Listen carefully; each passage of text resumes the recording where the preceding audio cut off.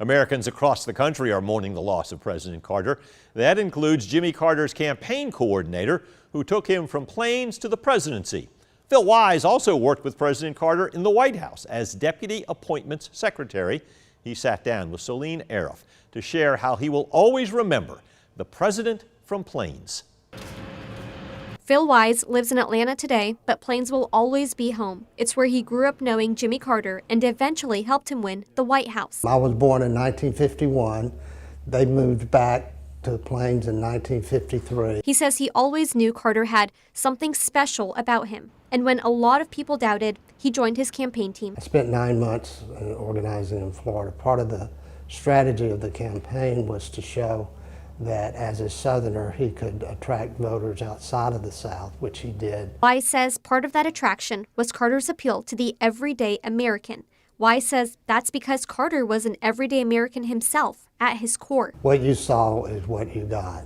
There was not a lot of air of pomp and circumstance around him.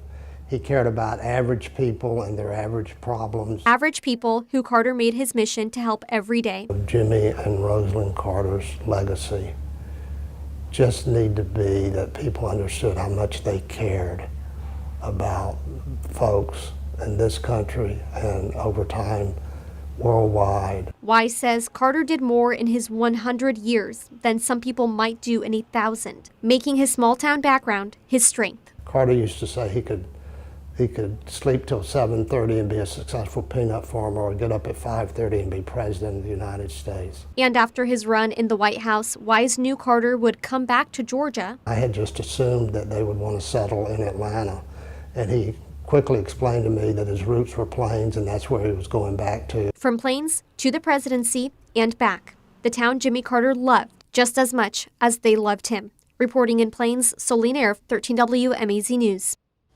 And President Carter will be laid to rest at his home in Plains.